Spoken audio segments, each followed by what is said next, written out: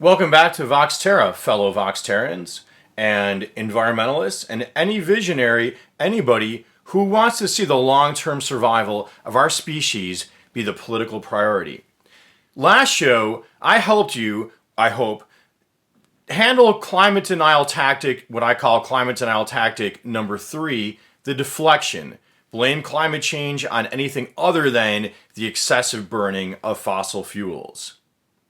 Today, I want to talk about a message, consistent messaging, that I think Senator Bernie Sanders, presidential candidate, has been bringing to the political table for us that I believe is very advantageous in the in the struggle for the long-term survival of our species, as well as the push to get society to cut way back on the burning of fossil fuels and transition towards a cleaner, greener, more renewable, less consumptive economy. That message laid out so simply and beautifully, in my opinion, by Senator Bernie Sanders, is that the biggest problem society faces, and I'll add, other than the problem that lies in our hearts, the biggest problem society faces, other than the problem that lies in our hearts, is all the wealth and power, or so much of the wealth and power in our society, is accumulating at the top. And not just accumulating at the top, but accumulating at certain vested, powerful industries within the top. So Bernie will mention that. So he'll point out the fossil fuel industry.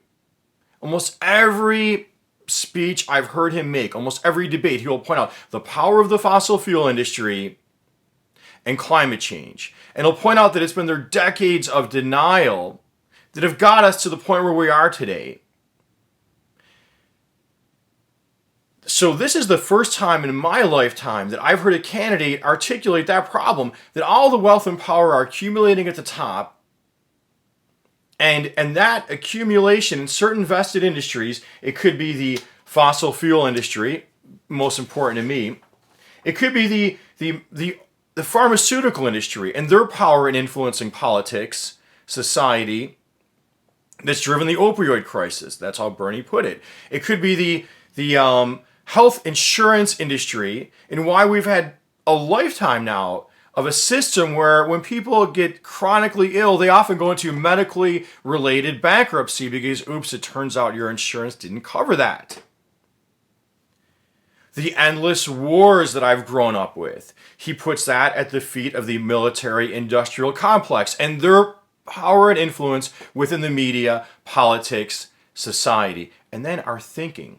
I'm adding that part, our thinking. These industries influence our very thinking through their influence in the media.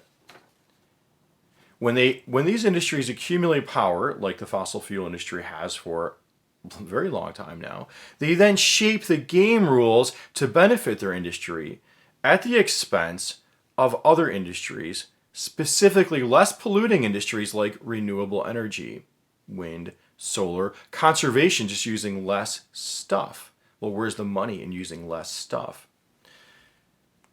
So Bernie has spelled out what's right under our noses, but he's laid it clear.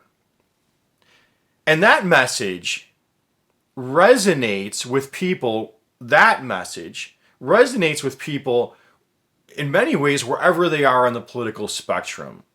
I myself have been a lifelong political thinker. So on these so-called culture war issues, I prefer to say cultural disagreement issues, I've been on both sides of the fence. And today, I'd say I'm somewhat of a hybrid, a bit more conservative or leaning in that direction on some and more liberal on others, which is probably where most people are at. So that message that Bernie's put out there about all this wealth and power accumulating at the top and shaping the game rules of our society adversely to our public health will touch everyone. It does touch everyone. I know that. And not only that, but it offers a counter narrative to Trump's worldview, which I believe that Trump is really represents a front for the reckless elements of the business community, particularly fossil fuel petrochemicals. But Bernie articulates it that way. Other Democratic candidates may not.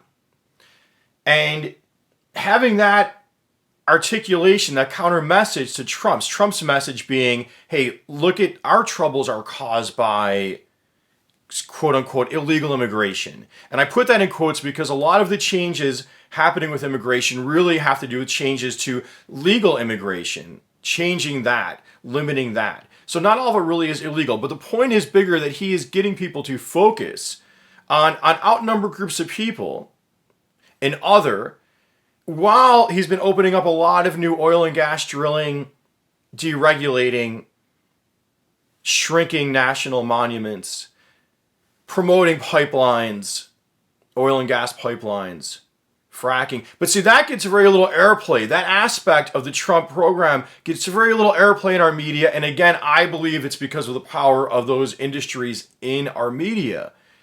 And Bernie puts it that way. So he's got a solid counter narrative. I hope you found this video helpful. If you did, please share it. Please subscribe to my channel.